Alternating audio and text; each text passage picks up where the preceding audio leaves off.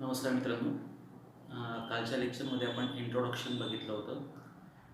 इंट्रोडक्शनमध्ये आपण बघितलं nucleophilic addition to C double bond C double bond C double bond O म्हणजे multiple bond आहे.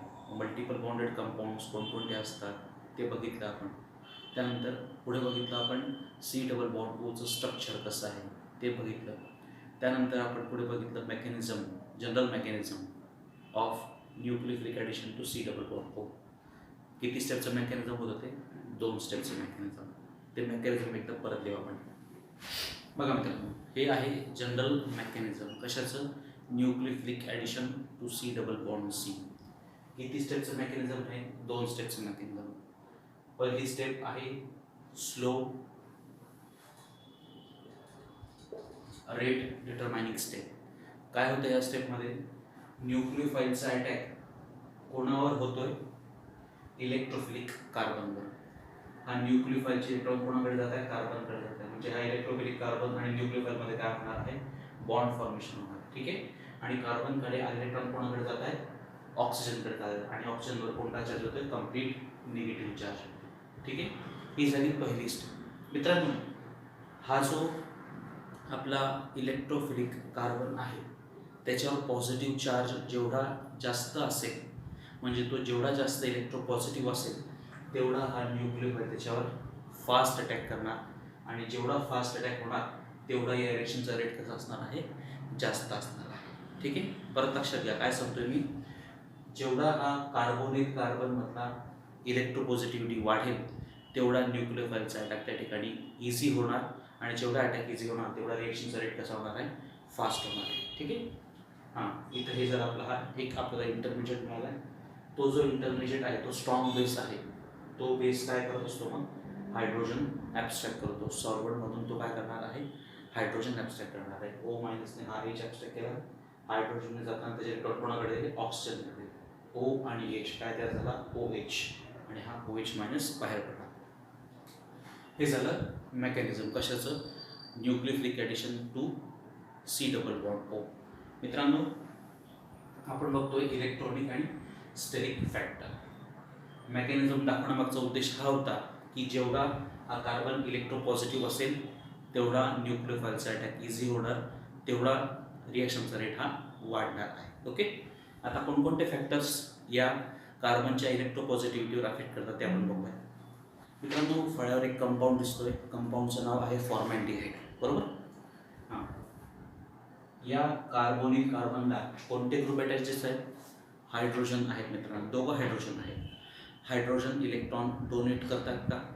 तर डोनेटही करत नाही आणि विड्रॉय पण करत नाही. ठीक आहे. त्यामुळे हा जो कार्बन आहे या कार्बनवर डेल्टा पॉझिटिव्ह चार्ज वाढत पण नाही आहे आणि कमी पण होत नाही. ठीक आहे.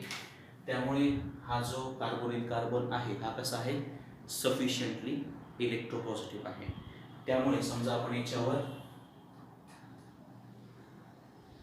कोणती रिॲक्शन केली? न्यूक्लियोफिलिक ॲडिशन रिॲक्शन केली. बघा काय होणार मग? न्यूक्लियोफाईलचा अटॅक कोणावर होणार? कार्बोनिल कार्बनवर. कार्बन आणि न्यूक्लियोफाईलमध्ये बॉन्ड फॉर्मेशन होणार. न्यूक्लियोफाईलचा कार्बनवर अटॅक झाला त्यामुळे न्यूक्लियोफाईलचे इलेक्ट्रॉन कोणाकडे गेले? कार्बनवर गेले. कार्बनकडे इलेक्ट्रॉन कोणी घेतले? ऑक्सिजनने घेतले. ऑक्सिजनवर कोणता चार्ज झाला? निगेटिव्ह चार्ज झाला. ठीक आहे. हा जो अटॅक आहे मित्रांनो हा फास्ट होऊ शकला. का फास्ट झाला? कारण की हा जो कार्बन आहे कार्बोनिल कार्बन हा कसा आहे? सफिशियंटली इलेक्ट्रो पॉझिटिव्ह आहे.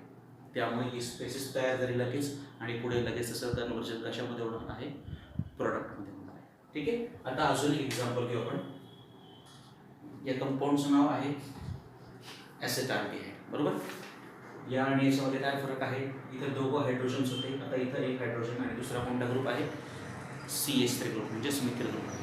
मित्रांनो, मिथिल ग्रुप कसा आहे? इलेक्ट्रॉन डोनेट करणार आहे. त्यामुळे हा मिथिल ग्रुप काय करणार आहे? इलेक्ट्रॉन डोनेट करणार. तो कोणाला इलेक्ट्रॉन डोनेट करतोय? या कार्बनला. त्यामुळे याच्यावर जो पॉझिटिव्ह चार्ज आहे तो पॉझिटिव्ह चार्ज कसा होणार आहे? कमी होणार. मित्रांनो, पॉझिटिव्ह चार्ज कधी येत असतो? इलेक्ट्रॉन्स कमी असतात त्यावेळेस येत असतो. ठीक आहे. पण आता या मिथिल ग्रुपने त्याला इलेक्ट्रॉन दिले आहेत त्यामुळे त्याच्यावरचा पॉझिटिव्ह चार्ज कसा होणार आहे? कमी होणार. पॉझिटिव्ह चार्ज कमी झाला म्हणजे त्या कार्बोनिल कार्बनची इलेक्ट्रोपॉझिटिव्हिटी कशी झाली मित्रांनो, कमी झाली. आणि समजा याच्यावर आपण न्यूक्लियोफाईलची सबस्टिट्यूशन ॲडिशन रिॲक्शन केली तर याच्यापेक्षा या रिॲक्शनचा रेट कसा असणार आहे, स्लो असणार आहे. कशामुळे झालं मित्रांनो, हे मिथिल ग्रुपने इलेक्ट्रॉन डोनेट केलं, त्यामुळे कार्बोनिल कार्बनची इलेक्ट्रोपॉझिटिव्हिटी कमी झाली. इलेक्ट्रोपॉझिटिव्हिटी कमी झाली म्हणून न्यूक्लियोफिलची ॲडिशनचा जो रेट आहे तो रेट कसा झाला मित्रांनो, कमी झाला. ठीक आहे. आता अजून एक एक्झाम्पल घेऊ. ठीक आहे. इथे एकच मिथिल ग्रुप होता, आता इथे किती मिथिल ग्रुप दिसत आहेत, 2. आत्ताच सांगितलं मिथिल ग्रुप कसे इलेक्ट्रॉन डोनेट करतायत. हा मिथिल ग्रुप पण इलेक्ट्रॉन डोनेट करणार, हा मिथिल ग्रुप पण इलेक्ट्रॉन डोनेट करणार. दोघंकडचे इलेक्ट्रॉन या कार्बनला भेटत आहेत, त्यामुळे कार्बनवरचा पॉझिटिव्ह चार्ज कसा होऊन जाणार, अतिशय कमी होऊन जाणार. त्यामुळे हा जो कार्बन आहे हा लेस इलेक्ट्रोपॉझिटिव्ह होणार. आणि जेवढा इलेक्ट्रोपॉझिटिव्हिटी कमी असेल तेवढा न्यूक्लियोफाईलचं त्या ठिकाणी ॲडिशनचा रेट कसा होणार आहे, स्लो होणार आहे. मग मित्रांनो, न्यूक्लियोफाईलची ॲडिशन समजा आपल्याला करायची म्हटली कोणामध्ये, या कंपाऊंडमध्ये, या कंपाऊंडमध्ये आणि या कंपाऊंडमध्ये, तर ऑर्डर कशी होईल ते आपण बघू. आता तर आपण बघतोय order of nucleophilic addition to suitable bond O. 3 compound मी काढतोय, 3 कंपाऊंड फळ्यावर दिसत आहेत. पहिला आहे फॉर्मॅल्डिहाइड, दुसरा ॲसिटाल्डिहाइड आणि तिसरा आहे ॲसिटोन. या 3 कंपाऊंडवर आपल्याला काय करायची आहे, न्यूक्लियोफिलिक ॲडिशन करायची. मित्रांनो 3 कंपाऊंडमध्ये आपल्याला काय दिसतोय, कोणता ग्रुप दिसतोय, कार्बोनिल ग्रुप दिसतोय. ठीक आहे. या कार्बोनिल ग्रुपवर आपल्याला काय करायचं आहे, न्यूक्लियोफाईलची ॲडिशन करायची. आत्ताच आपण म्हटलं की या कार्बनवर जेवढा पॉझिटिव्ह चार्ज जास्त असेल तेवढा न्यूक्लियोफाईल त्या ठिकाणी इझिली ॲड होणार. दोघं हायड्रोजन इलेक्ट्रॉन डोनेटही करत नाही, विड्रॉ पण करत नाही. त्यामुळे हा जो कार्बन आहे त्याच्यावरचा पॉझिटिव्ह चार्ज जसाच्या तसा असेल. ठीक आहे. या दुसऱ्या एक्झाम्पलमध्ये बघा, हा जो मिथिल ग्रुप आहे तो काय करतो, इलेक्ट्रॉन डोनेट करतो. इलेक्ट्रॉन डोनेट केल्यामुळे या कार्बोनिल कार्बनवरचा पॉझिटिव्ह चार्ज कसा होणार आहे मित्रांनो, कमी होणार. त्यामुळे हा कार्बोनिल कार्बन कसा झाला, लेस इलेक्ट्रोपॉझिटिव्ह. कोणाच्या कम्पॅरिझनमध्ये, फॉर्मॅल्डिहाइडचे. ठीक आहे. समजा या दोघांमध्ये कम्पॅरिझन केली तर फास्ट रिॲक्शन कोणावर होणार, याच्यावर होणार. बरोबर आहे मित्रांनो. आता आपण कम्पॅरिझन करू ॲसिटाल्डिहाइड आणि ॲसिटोनमध्ये. इथं एकच मिथिल ग्रुप होता, पण इथं किती मिथिल ग्रुप आहेत, 2 मिथिल ग्रुप आहेत. दोघं मिथिल ग्रुप काय करतील, इलेक्ट्रॉन डोनेट करतील. इलेक्ट्रॉन डोनेट केल्यामुळे या कार्बोनिल कार्बनवरचा पॉझिटिव्ह चार्ज कसा होणार आहे, कमी होणार. हा कार्बोनिल कार्बन लेस इलेक्ट्रोपॉझिटिव्ह होणार. आणि जेवढा तो लेस इलेक्ट्रोपॉझिटिव्ह होणार तेवढा न्यूक्लियोफिलच्या ॲडिशनचा रेट कसा होणार आहे, स्लो होणार आहे. म्हणून या दोघांमध्ये पहिले न्यूक्लियोफाईलच्या ॲडिशनचा रेट याच्यावर फास्ट राहील आणि याच्यावर कमी राहील. हे सगळं कशामुळे झालं मित्रांनो, इलेक्ट्रॉन डोनेटिंग इफेक्ट. आता त्याचं स्टेटमेंट काय ते देऊ आपण. आता बघा काय लिहिलं आपण, as a number of electron donating group around carbonyl carbon increases, the electropositivity of carbonyl carbon decreases and rate of nucleophilic addition also decreases. इथे एकही मिथिल ग्रुप नव्हता, इथे एक मिथिल ग्रुप आला, इथे 2 मिथिल ग्रुप आले. जेवढे इलेक्ट्रॉन डोनेटिंग ग्रुप आले तेवढे कार्बनची इलेक्ट्रोपॉझिटिव्हिटी कमी झाली. जेवढी इलेक्ट्रोपॉझिटिव्हिटी कमी होईल मित्रांनो तेवढा न्यूक्लियोफिलिक ॲडिशनचा रेट कसा होणार आहे, तर कमी होणार आहे. हा जो फॅक्टर आहे या फॅक्टरला म्हणतात इलेक्ट्रॉनिक फॅक्टर. काय म्हणतात, इलेक्ट्रॉनिक फॅक्टर. हा कोणता इफेक्ट दाखवतोय, इलेक्ट्रॉन डोनेटिंग इंडक्टिव्ह इफेक्ट. ठीक आहे. आता अजून एक्झाम्पल घ्यायचं. मित्रांनो फळ्यावर 2 कंपाऊंड दिसत आहेत. पहिल्या कंपाऊंडमध्ये हा या कंपाऊंडचं नाव आहे ॲसिटाल्डिहाइड. ठीक आहे. 2 हायड्रोजन काढून या ठिकाणी काय लागला आहे, नायट्रो ग्रुप लावला. ठीक आहे. हा नायट्रो ग्रुप कसा आहे मित्रांनो, इलेक्ट्रॉन डोनेट करणारा आहे की विड्रॉ करणार आहे, तर हा इलेक्ट्रॉन विड्रॉ करणार आहे. बघा हा नायट्रो ग्रुप कोणाकडे इलेक्ट्रॉन खेचून घेईल, या कार्बनकडे. कार्बनकडे इलेक्ट्रॉनची कमतरता निर्माण झाली म्हणून हा कार्बन कोणाकडे इलेक्ट्रॉन खेचून घेईल, या कार्बनकडे. त्यामुळे ह्या कार्बनवरचा पॉझिटिव्ह चार्ज कसा होतो मित्रांनो, वाढतोय. म्हणजे ह्या कार्बनची इलेक्ट्रोपॉझिटिव्हिटी काय होते, वाढते. परत लक्षात घ्या, हा नायट्रो ग्रुप कसा मित्रांनो, इलेक्ट्रॉन विड्रॉइंग आहे. या नायट्रो ग्रुपने या कार्बनकडचे इलेक्ट्रॉन स्वतःकडे खेचून घेतले या कार्बनकडे इलेक्ट्रॉनची कमतरता निर्माण झाली म्हणून त्याने बाजूच्या कार्बनकडचे इलेक्ट्रॉन स्वतःकडे खेचून घेतले. या कार्बनवरचा पॉझिटिव्ह चार्ज वाढला. पॉझिटिव्ह चार्ज वाढला म्हणजे काय वाढलं? इलेक्ट्रोपॉझिटिव्हिटी वाढली. आणि जेवढी इलेक्ट्रोपॉझिटिव्हिटी वाढेल तेवढी न्यूक्लियोफिलिक रिॲक्शन कशी होणार आहे? तर फास्ट होणार आहे. म्हणून याच्यावर न्यूक्लियोफिलिक ॲडिशन रिॲक्शन कशी होणार आहे? फास्ट होणार आहे. इथे काय होतं मित्रांनो? हा मिथिल ग्रुप कसा आहे? इलेक्ट्रॉन डोनेट करतोय. इलेक्ट्रॉन डोनेट करतोय त्यामुळे याच्यावरचा पॉझिटिव्ह चार्ज तो कमी करतोय. म्हणजे इथं इलेक्ट्रोपॉझिटिव्हिटी इन्क्रीज झाली तर इथं इलेक्ट्रोपॉझिटिव्हिटी कशी होणार आहे? डिक्रीज होणार आहे. आणि इलेक्ट्रोपॉझिटिव्हिटी डिक्रीज झाली म्हणून रिॲक्शनचा न्यूक्लियोफिलिक ॲडिशनचा रेट कसा होणार? स्लो होणार आहे. ठीक आहे. हे कशाबद्दल झालं आहे? इंडक्टिव्ह इफेक्टबद्दल. आता आपण रेझोनन्स इफेक्ट कसा ऑपरेट करतो याच्यासाठी ते बघूया. मित्रांनो फळ्यावर परत 2 कंपाऊंड दिसत आहेत. पहिल्या कंपाऊंडचं नाव आहे पॅरानायट्रोबेन्झाल्डिहाइड. दुसऱ्या कंपाऊंडचं नाव आहे पॅरामिथॉक्सीबेन्झाल्डिहाइड. आपला या दोघांवरही न्यूक्लियोफिलिकची ॲडिशन रिॲक्शन करायची. तर दोघांपैकी कोणावर फास्ट होणार आणि कोणावर स्लो होणार ते आपल्याला बघायचं आहे. मित्रांनो मी आत्ताच सांगितलं नायट्रो ग्रुप कसा आहे? इलेक्ट्रॉन डोनेट करणार आहे, विड्रॉ करणार आहे? तर विड्रॉ करणार आहे. मग नायट्रो ग्रुप इलेक्ट्रॉन स्वतःकडे विड्रॉ करून देतो. मग हे पाय इलेक्ट्रॉन्स ते जे म्हणजे इथे इलेक्ट्रॉनची कमतरता निर्माण झाली म्हणून पाय इलेक्ट्रॉन्स पण इकडे जातील. म्हणजे इलेक्ट्रॉन कोणाकडे खेचले जातात? नायट्रो ग्रुपकडे खेचले जातात. त्यामुळे हा जो कार्बोनिल कार्बन आहे त्याच्याकडे इलेक्ट्रॉनची संख्या वाढते का कमी होते? तर कमी होते. बघा परत लक्षात घ्या. या कार्बनकडनं नायट्रो ग्रुपने इलेक्ट्रॉन खेचून घेतले त्यामुळे बाजूच्या कार्बनकडनं इलेक्ट्रॉन घेतले त्याने पुढच्या कार्बनकडनं त्याने या कार्बनकडनं स्वतःकडे इलेक्ट्रॉन खेचून घेतले. ठीक आहे. या कार्बनवर इलेक्ट्रॉनची संख्या कशी होणार? कमी होणार. इलेक्ट्रॉनची संख्या कमी झाली म्हणजे पॉझिटिव्ह चार्ज वाढणार. म्हणजे इथं काय वाढते? इलेक्ट्रोपॉझिटिव्हिटी वाढते. इलेक्ट्रोपॉझिटिव्हिटी वाढते. कशामुळे झालं हे? -R इलेक्ट्रॉन विड्रॉइंग रेझोनन्स इफेक्टमुळे झालं. ठीक आहे. आता इथं काय होणार मित्रांनो? हा मिथॉक्सी ग्रुप कसा आहे? इलेक्ट्रॉन डोनेट करणार आहे. याने इथे इलेक्ट्रॉन डोनेट केले, हे इलेक्ट्रॉन इथे शिफ्ट झाले, हे इलेक्ट्रॉन इथे आलेले आणि याच्यावर पोटाचा झाला निगेटिव्ह चार्ज झाला. म्हणजे याने इलेक्ट्रॉन दिले. इलेक्ट्रॉन दिल्यामुळे याच्यावर इलेक्ट्रॉनची संख्या कशी झाली? कमी झाली. सॉरी इलेक्ट्रॉनची संख्या वाढली. इलेक्ट्रॉनची संख्या वाढते त्यामुळे त्याची इलेक्ट्रोपॉझिटिव्हिटी कशी होते? कमी होते. आणि हा जो इफेक्ट आहे या इफेक्टला आपण कोणता इफेक्ट म्हणा? +R effect. +R इफेक्टमुळे या कार्बोनिल कार्बनची इलेक्ट्रोपॉझिटिव्हिटी कमी होते. इलेक्ट्रोपॉझिटिव्हिटी कमी झाली म्हणून याच्यावर न्यूक्लियोफिलिक ॲडिशनचा रेट कसा असणार आहे? स्लो असणार आहे. त्यामुळे या दोघांमध्ये रेट कोणाचा फास्ट असेल? याच्यामध्ये काय होतं? याच्यामध्ये नायट्रो ग्रुप इलेक्ट्रॉन खेचून घेतोय. इलेक्ट्रॉन स्वतःकडे घेतल्यामुळे या कार्बनकडे इलेक्ट्रॉनची संख्या कमी होते त्यामुळे इलेक्ट्रोपॉझिटिव्हिटी वाढते. इलेक्ट्रोपॉझिटिव्हिटी वाढली की न्यूक्लियोफिलिक ॲडिशनचा रेट कसा होतो? तर फास्ट होतो. इथं इलेक्ट्रॉनची संख्या कार्बनकडे वाढते त्यामुळे इलेक्ट्रोपॉझिटिव्हिटी त्याची काय होते? कमी होते. इलेक्ट्रोपॉझिटिव्हिटी कमी झाली म्हणून रिॲक्शनचा रेट कसा होणार? तर स्लो होणार. हा झाला रेझोनन्स इफेक्टच्या माध्यमातून. आता पुढचा इफेक्ट आपण बघणार आहे मित्रांनो स्टेरिक इफेक्ट. मित्रांनो आपला कार्बोनिल ग्रुप आहे. डबल बॉन्ड दिसतोय, मल्टिपल बॉन्ड आहे त्यामुळे त्याचं हायब्रिडायझेशन काय आहे? sp2. आणि याच्यातला जे बॉन्ड अँगल आहे ते किती असणार आहे? 120 डिग्री. बॉन्ड अँगल किती असणार आहे? 120 डिग्री. ओके मित्रांनो समजा आपण याच्यावर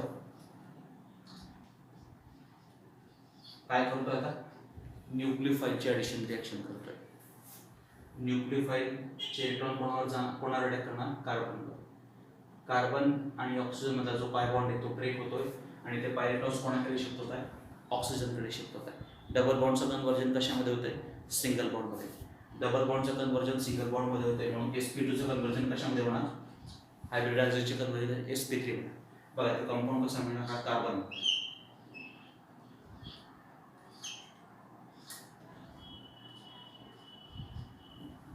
न्यूक्लियोफाईल या कार्बनवर अटॅक केला. न्यूक्लियोफाईल आणि कार्बनमध्ये बॉन्ड फॉर्म झाला. कार्बनकडे आणि इलेक्ट्रॉन कोणाकडे गेले? ऑक्सिजनकडे. ऑक्सिजनवर कोणता चार्ज झाला? Negative charge.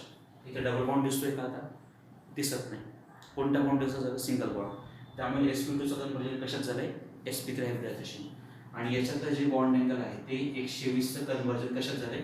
109 डिग्रीमध्ये झालंय. सगळे मॉलिक्युल एकमेकांच्या कशा आले? जवळ आले.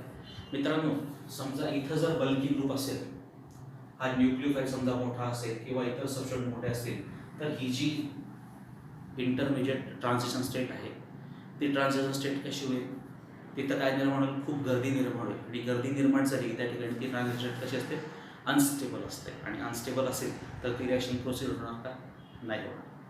मित्रांनो, आपण नेहमी बसमध्ये प्रवास करतो, एका सीटवर 2 प्रवासी बसू शकतात पण त्याच ठिकाणी समजा 3पेक्षा जास्त प्रवासी आपण त्या ठिकाणी बसायचा प्रयत्न केला तर कोणालाच व्यवस्थित बसता येणार नाही, शेवटी आपण त्या सीटच्या खाली पडतो. समजा न्यूक्लियोफाईलची साईज बल्की असेल तर इथं काय निर्माण होणार आहे, स्टेरिक इंटरॅक्शन निर्माण होणार आणि स्टेरिक इंटरॅक्शन निर्माण झालं तर ही इंटरमिजिएट जो ट्रान्झिशन स्टेट आहे ती अनस्टेबल होते, त्यामुळे रिएक्शन पुढे प्रोसीड होणार नाही.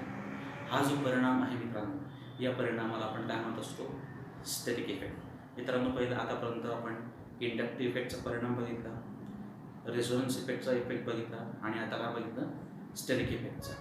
मित्रांनो, न्यूक्लियोफाईलची साईजसुद्धा मॅटर करते. न्यूक्लियोफाईलची साईज जेवढी स्मॉल असेल तेवढी न्यूक्लियोफाईलची ॲडिशन फास्ट होते. न्यूक्लियोफाईलची साईज जेवढी मोठी असेल, लार्ज असेल, तेवढी न्यूक्लियोफिलिक ॲडिशनचा रेट कसा होतो, कमी होतो. बघा एक्झाम्पल बघू आपण त्याचं. मित्रांनो, आपण बघतोय साईज ऑफ न्यूक्लियोफाईल. पहिल्यांदा न्यूक्लियोफाईल बायसल्फेट, त्याचाच फॉर्म्युला H2O3. हा जो न्यूक्लियोफाईल आहे हा बल्की आहे, लार्ज आहे, त्यामुळे त्याचा न्यूक्लियोफिलिक ॲडिशनचा रेट कसा आहे, स्लो आहे. तर दुसरा जो आपला Cl- आहे त्याची साईज कशी आहे, लहान आहे, लहान साईज आहे, त्यामुळे त्याचा रेट कसा आहे, रिएक्शनचा फास्ट आहे. सो जेवढा न्यूक्लियोफाईलचा आकार लहान तेवढा रिएक्शनचा रेट फास्ट. ओके, आता आपण आतापर्यंत काय बघितलं, nucleophilic addition to carbonyl group fast कधी होणार, जेवढी कार्बनची इलेक्ट्रोपॉझिटिव्हिटी वाढेल तेवढी न्यूक्लियोफिलिक ॲडिशनचा रेट कसा होणार आहे, फास्ट होणार आहे. जेवढा त्या ठिकाणी न्यूक्लियोफाईलचा आकार कमी असेल तेवढाच रिएक्शनचा रेट कसा होणार तर फास्ट होणार आहे. आता आपण ॲक्च्युअल या न्यूक्लियोफिलिक ॲडिशन कोणकोणत्या प्रकारचे आहेत त्याचे एक्झाम्पल्स आपण बघणार आहोत. पहिले आपण बघतोय addition of HCl to C+O.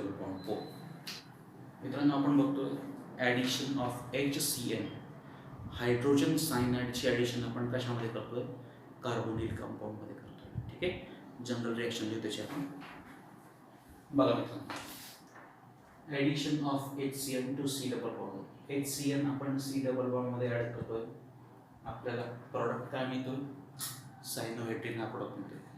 आपण जर व्यवस्थित बघितलं तर ही रिॲक्शन कशी दिसते आपल्याला, रिव्हर्सिबल. पहिला पॉईंट काय झाला, रिॲक्शन कशी आहे, रिव्हर्सिबल रिॲक्शन आहे. ठीक आहे, रिॲक्शन कोणाच्या प्रेझेन्समध्ये परफॉर्म करतोय आपण, बेसच्या प्रेझेन्समध्ये.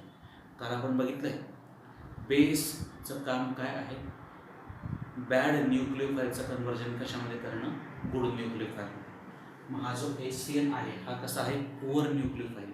या पुअर न्यूक्लियोफाईलचं कन्व्हर्जन कशामध्ये काढतं आपण, गुड न्यूक्लियोफाईल. त्याच्यासाठी आपण काय वापरणार आहे, बेस. आपण काय लिहू शकतो, तर काय म्हणते, HCl is a poor nucleophile. To make HCl better nucleophile, base is added. बेसचं काम काय आहे, HCl ला चांगला न्यूक्लियोफाईल बनवणं. बघा काय होऊ शकतं त्या ठिकाणी, हा आपला HCl आहे, त्याच्यामध्ये आपण काय टाकलं, आता बेस टाकला. बेस म्हणजे वॉटर असू शकतो. हा बेस काय करणार, हायड्रोजन एक्स्ट्रॅक्ट करणार. ठीक आहे, आणि हायड्रोजन जाताना त्याचे इलेक्ट्रॉन कोणाकडे देणार, कार्बनकडे किंवा सायनाइडकडे. त्यामुळे सायनाइडवर कोणता चार्ज येतोय, निगेटिव्ह चार्ज येतोय. आणि हा बेस, अगोदर याच्यावर काही चार्ज होता मित्रांनो, न्यूट्रल न्यूक्लियोफाईल होता, पण बेस टाकल्यामुळे त्याच्यावर काय आलाय, निगेटिव्ह चार्ज आलाय. हा चार्जड स्पेस झालाय, त्यामुळे हा कसा झालाय, गुड न्यूक्लियोफाईल झालाय. हा कसा होता, पुअर न्यूक्लियोफाईल होता, पण बेसच्या प्रेझेन्समुळे पुअर न्यूक्लियोफाईलचं कन्व्हर्जन कशामध्ये झालंय, गुड न्यूक्लियोफाईलमध्ये किंवा बेटर न्यूक्लियोफाईलमध्ये. ठीक आहे, आणि या रिएक्शनचं प्रोडक्ट काय मिळतं आपल्याला, सायनोहायड्रिन काय मिळतोय, प्रॉडक्ट मिळतोय. ठीक आहे, so addition of HCl is a reversible reaction. In this reaction, HCl is a poor nucleophile. To make it a good nucleophile, base is added. Base converts HCl into good nucleophile, that is into Cl-. The product of this reaction is cyanohydrin. आता या रिएक्शनचं आपण mechanism बघूया. ठीक आहे मित्रांनो, हे 2 स्टेपचं mechanism आहे. पहिली जी स्टेप आहे ती स्लो रेट डिटरमायनिंग स्टेप आहे. या स्टेपमध्ये CN- चा अटॅक कार्बोनिल कार्बनवर होतो आणि आपल्याला इंटरमिजिएट अल्कॉक्साईड आयन मिळत असतो. ठीक आहे, कशा पद्धतीने ते बघू. बघा पहिली स्टेप कशी आहे, स्लो रेट डिटरमायनिंग स्टेप. या स्टेपमध्ये काय होतोय, CN- चा अटॅक कशा होतोय, कार्बोनिल कार्बन. CN- चे इलेक्ट्रॉन कोणाकडे गेले, कार्बनकडे. CN आणि कार्बन मध्ये काय होणार, बॉन्ड फॉर्मेशन. CN आणि कार्बन मध्ये काय झालंय, बॉन्ड फॉर्मेशन. पण कार्बन पेक्षा जास्त इलेक्ट्रोनिगेटिव्ह कोण आहे, ऑक्सिजन. त्यामुळे कार्बनकडे आलेले इलेक्ट्रॉन कोणाकडे जाणार आहे, ऑक्सिजनकडे जाणार. त्यामुळे ऑक्सिजनवर कोणता चार्ज येतोय, निगेटिव्ह चार्ज येतोय. ही पहिल्या स्टेपमध्ये आपल्याला इंटरमिडिएट स्पेस मिळाली, त्याचं नाव आहे अल्कॉक्साईड आयन. हा अल्कॉक्साईड आयन हा आहे